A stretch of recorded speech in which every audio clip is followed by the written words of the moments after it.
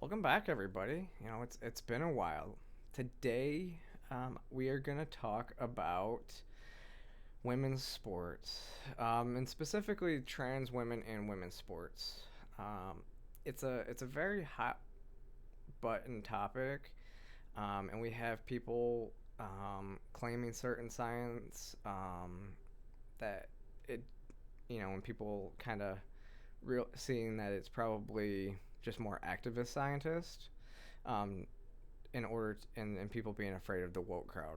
What I haven't seen a lot of are trans people that I follow, giving those anecdotal experiences of their, giving their experience.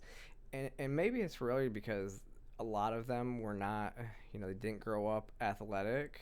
Um, and so they're just speaking from their logical viewpoints and everything like that. But I did grow up very athletic. I wrestled from the time I was 4 all the way through high school, and I was pretty good at it. I played baseball, soccer. I was pretty good at baseball. I had gotten selected for travel teams and everything like that, but I didn't keep that going through middle school. I actually was more focused on playing football, even though I was pretty small. I only played football through my freshman year in high school, and then I stopped doing that, and then focused completely on wrestling. Um, when I was in high school, I weighed my freshman year. I was weighing barely weighed 100 pounds. I was wrestling at 103. And I was known probably to be pound for pound one of the strongest people in the school because even though I weighed 100 pounds, I could bench press like 200, right? Um, I was really strong even at that point in time, and I could pick up most sports and play. So I have a pretty natural athletic ability. And then after I graduated college, when I joined the army, it even came back even more. You know, I was the army. You're working out all the time, doing road marches, running 4 miles, um, and I was in really good shape. I mean, our road marches. I graduated air assault school, and the requirement to graduate air assault school is to do a 12-mile road march in under 3 hours with 35 pounds on your back. So recently, I finally got back into the gym, um, and I've noticed just a lot of differences in the way that I work out now. I mean, I've changed my workouts up to what I'm lifting and everything like that. I used to lift heavy upper body like a typical male, um, and now I'm doing lots of lower body and then doing more toning exercises with light weight in classes and stuff like that. So I do 5 spin classes a week, um, Monday, Wednesday, and Friday. On Wednesday and Friday, I do back-to-back spin classes, and then after I do those spin classes, I go and do like heavy like squat rack and some core with it, deadlifts, everything like that. And that's where one of the biggest things that I've noticed too is it took me a little bit longer to get back to where I was, but my muscles still remembered. Um, so they knew kind of where I was before, so they're gonna kind of start to grow back to that point. So I mean, I've noticed quite a few differences though being back in the gym. Like before when I was, testosterone dominant, I will say, I would, I'd be able to go like 6 months off and then go do a 4 mile run like it was nothing. With estrogen, it's nothing like that. I go, 2 weeks off and I already notice a huge difference in when I come back into the gym. And a lot of that has to do with, testosterone. As I told you guys, I think I've told you guys before, my levels are are significant.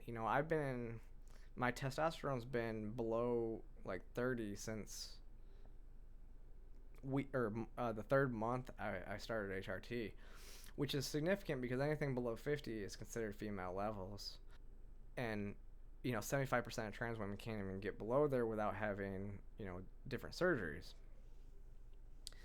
My estrogen levels have been, within female levels for a long time too. And recently they were up at 350, which is really, really, really good number. It's a high number.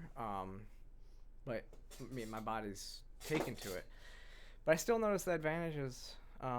Still notice some of the advantages. Like I said, I can't come back and run 4 miles like I used to be able to do.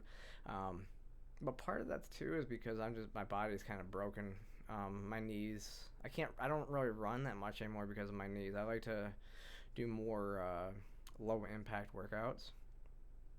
And I've changed, like, just changing everything up. Like, I just recently started doing upper body again, like with weights, and it's really interesting watching. One surprise that has been a pleasant surprise is that, like, I've always been kind of concerned about my arms. I always had bigger, more muscular arms, and I always thought that kind of gave me away.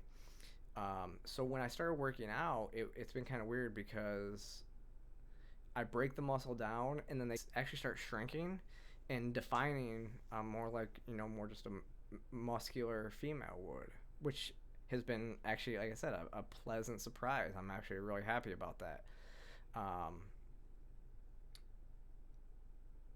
and it's taken a little while to get back to where I was, which is to say it's only been a month, remember, and I am squatting 135, which is what I was doing, what I always held consistent when I would do squats, because I didn't do a lot of squats, but still 135 is pretty significant.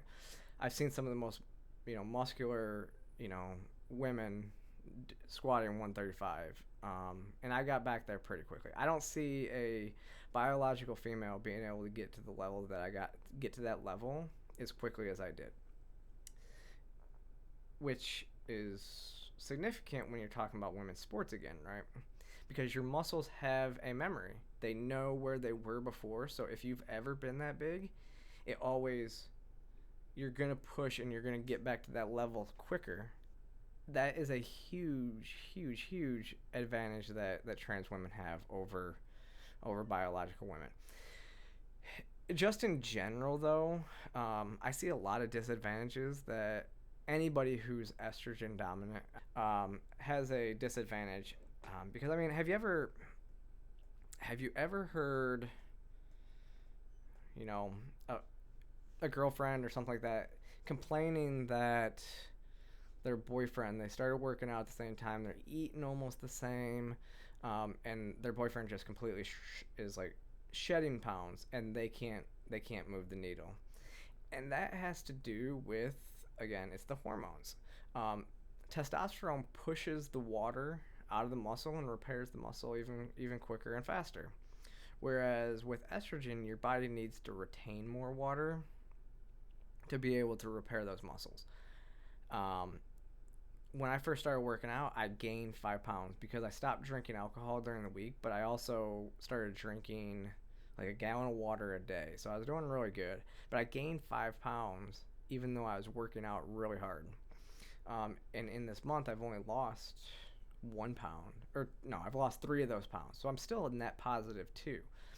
But when I look at the picture, this picture, I see so much difference in the two photos, and it's not much. So I think that is a huge disadvantage mentally that biological females have over men. But that's also because that's testosterone. So trans women are still going to have that same disadvantage because when you're only looking at the scale, and we all do it, even though everybody says, don't look at the scale, look at the mirror. We all do it. And so when you're not seeing it move, you're getting discouraged, and it makes it harder to keep going with your workouts. Keep the diet or the lifestyle that you've chosen up and everything like that, and working out. Um, so that's been a little bit different for me as well. I'm not used to that. I'm used to, being able to shred weight super quickly, which is fine. And one kind of a little bit of a caveat to that, though, is that my body is still developing and putting, you know, fat, get breast growth, hips and everything like that, just redistribution. So that might have something to do with it, but it's not that significant to be a month in and I'm still retaining a ton of water. No, that's the difference between estrogen and testosterone. So I mean I covered it a little bit already. I think I just don't see uh, biological females being able to recover or get to the same levels that I'm already at, because I was once testosterone driven.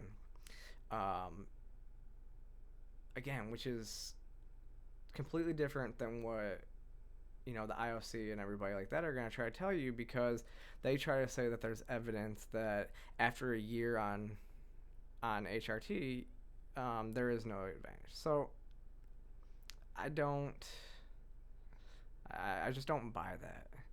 Um, I think there's plenty of examples that you can show of people, of trans women who were athletically gifted males, but not as athletically gifted.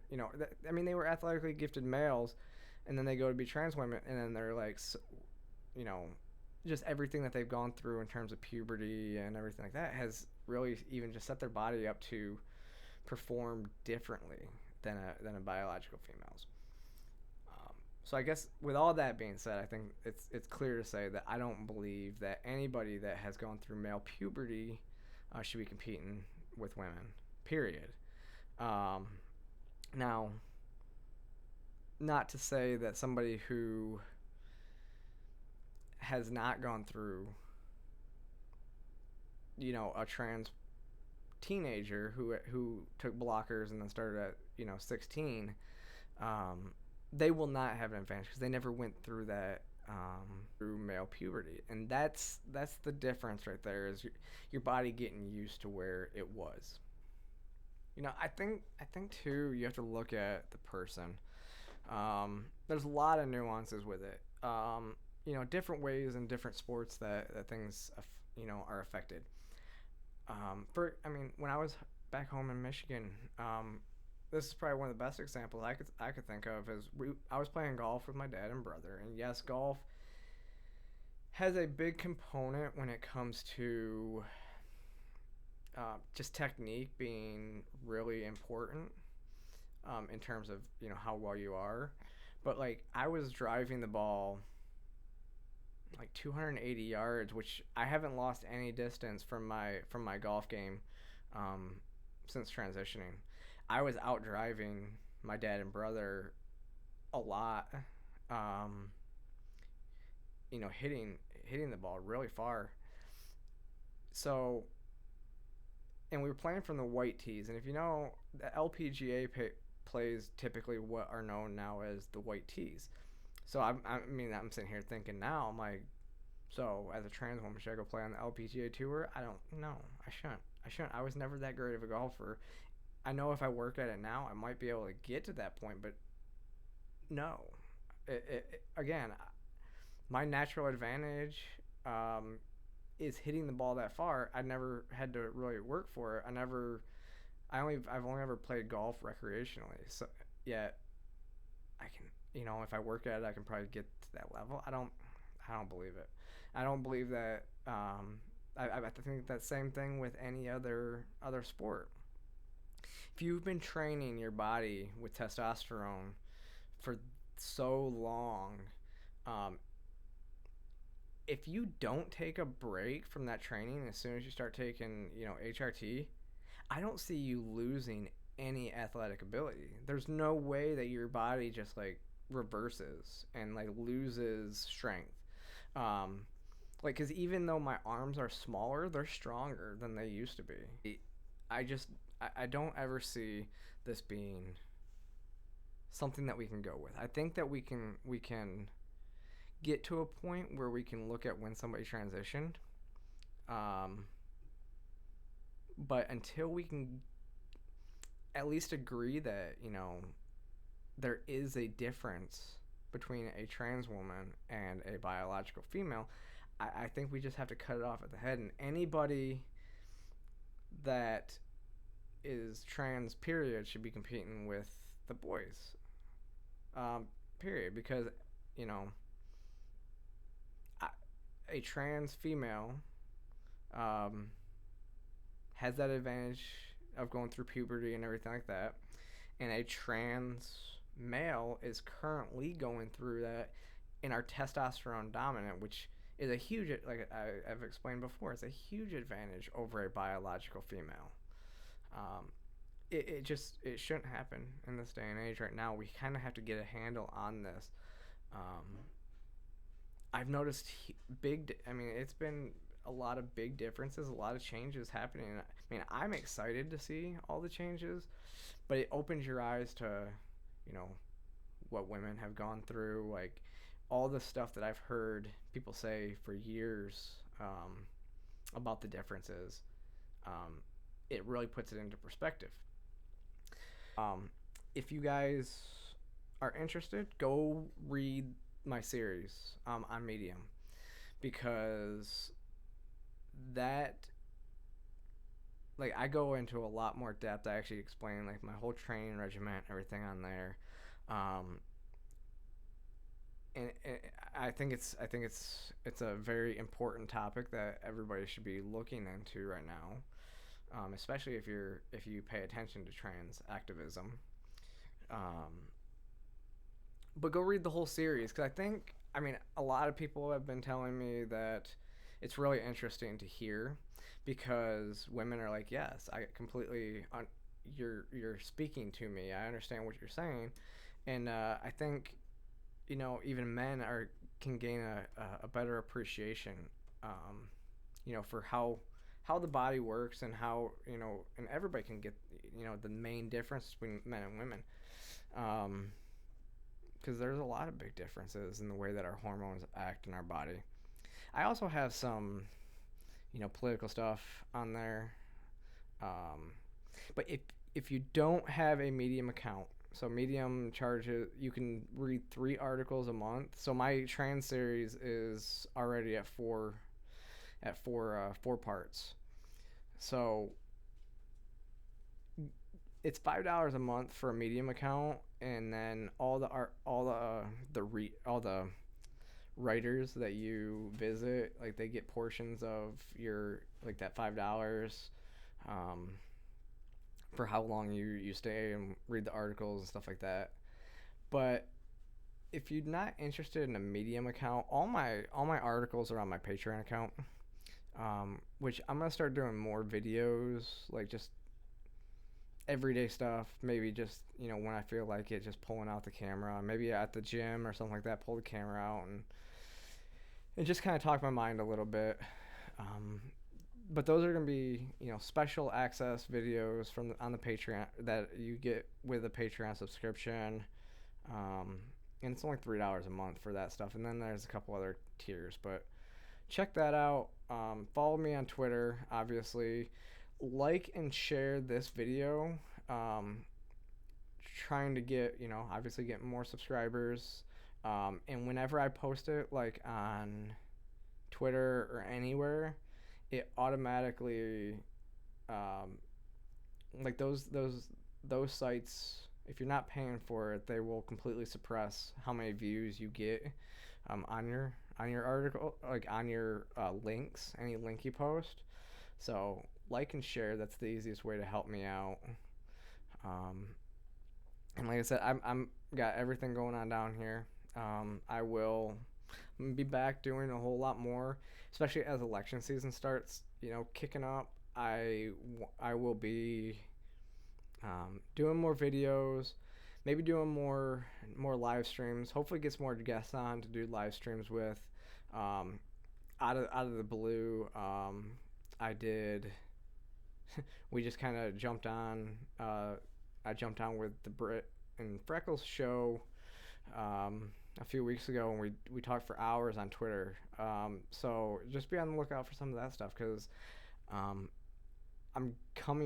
back. I'm gonna be doing a lot more videos, and I hope to see you guys subscribing. And any questions you guys have, just feel free to DM me. Any questions, comments, concerns. if you you know, I'm interested to listen. All my DMs are open right now. As long as I don't start getting like hate mail and stuff like that, they will stay open. Um, and I will continue to update and like I said, filming more videos coming up pretty soon. So thanks again. All the links below. Thank you.